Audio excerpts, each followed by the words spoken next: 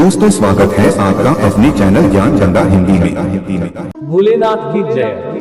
सावन मास के साथ ही कांवड़ यात्रा की भी शुरुआत हो चुकी है और सावन शिवरात्रि तक कांवड़ यात्रा चलेगी।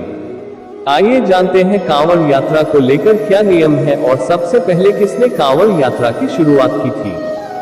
सावन माह में शिव भक्त गंगा तट पर कलश में गंगाजल भरते हैं और उसको कांवड़ पर बांधकर कंधों पर लटकाकर अपने अपने इलाके के शिवालय में लाते हैं और शिवलिंग पर गंगाजल अर्पित करते हैं।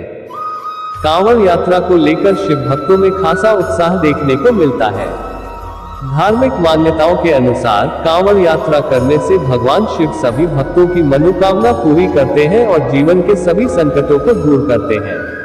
पुराणों में बताया गया है कि कांवड़ यात्रा भगवान शिव को प्रसन्न करने का सबसे सहज रास्ता है।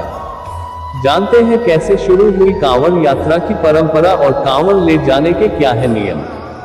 कांवड़ यात्रा को लेकर पहली मान्यताओं के अनुसार भगवान परशुराम ने सबसे पहले कांवड़ यात्रा की शुरुआत की थी। परशुराम गढ़मुक्तेश्वर धाम से गंगाजल लेकर आए थे और यूपी के बागपत के पास स्थित पुरा महादेव का गंगाजल से अभिषेक किया था। उस समय सावन मास ही चल रहा था। इसी के बाद से कांवड़ यात्रा की शुरुआत हुई। आज भी इस परंपरा का पालन किया जा रहा है। लाखों भक्त गढ़मुक्तेश्वर धाम से गंगाजल लेकर जाते हैं और पुरा महादेव पर जल अर्पित करते हैं। कांवड़ यात्रा को लेकर दूसरी मान्यता।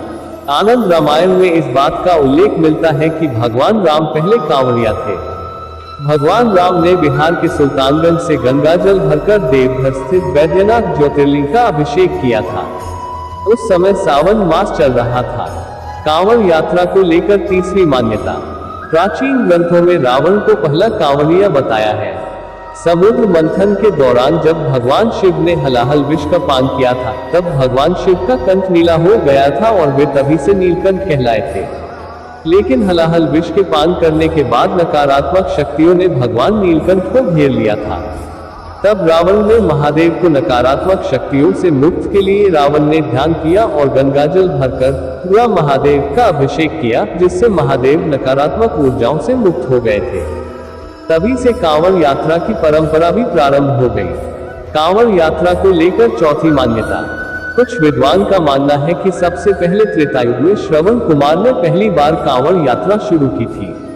श्रवण कुमार ने अंधे माता पिता को तीर्थ यात्रा पर ले जाने के लिए कांवड़ बैठा था। श्रवण कुमार के माता पिता ने हरिद्वार में गंगा स्नान करने की इच्छा प्रकट की थी। माता पिता की इच्छा को पूरा करने के लिए श्रवण कुमार कांवड़ में ही हरिद्वार ले गए और उनको गंगा स्नान करवाया। वापसी में वे गंगा जल भी साथ लेकर आए थे। बताया जाता है कि तभी से कांवड़ यात्रा की शुरुआत हुई थी। कांवड़ यात्रा को लेकर पांचवी मान्यताओं में बताया गया है कि समुद्र मंथन के दौरान जब महादेव ने हलाहल विष का पान कर लिया था, तब विष के प्रभावों को दूर करने के लिए भगवान शिव पर पवित्र नदियों का जल चढ़ाया गया था, ताकि विष के प्रभाव को जल्दी से जल्दी कम किया जा सके। सभी देवता मिलकर गंगाजल से जल लेकर आए और भगवान शिव पर अर्पित कर दिया। उस समय सावन मास चल रहा था। मान्यता है कि तभी से कांवड़ यात्रा की शुरुआत हो गई थी। कांवड़ यात्रा के नियम।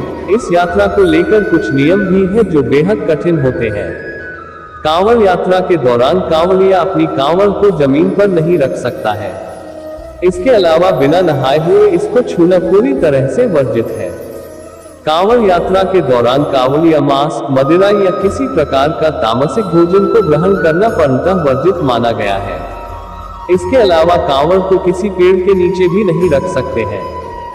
कांवड़ यात्रा के प्रकार। शास्त्रों के अनुसार कांवड़ यात्रा के 3 प्रकार बताए गए हैं।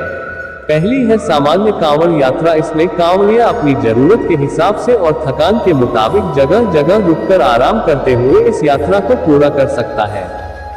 दूसरी है डाक कांवड़। इस यात्रा में कांवड़िया जब तक भगवान शिव का जलाभिषेक नहीं कर लेता है, तब तक लगातार चलते रहना होता है। इस यात्रा में कांवड़िया आराम नहीं कर सकता है। तीसरी होती है दांडी कांवड़। इस कांवड़ यात्रा में कांवड़िया गंगा के किनारे से लेकर जहां पर भी उसे भगवान शिव का जलाभिषेक करना है, वहां तक दंड करते हुए यात्रा करनी होती है।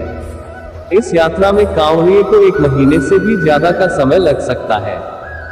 तो दोस्तों, आपको ये जानकारी कैसी लगी हमें कमेंट करके जरूर बताएं और हमारे YouTube चैनल ज्ञान गंगा हिंदी को सब्सक्राइब जरूर करें। धन्यवाद।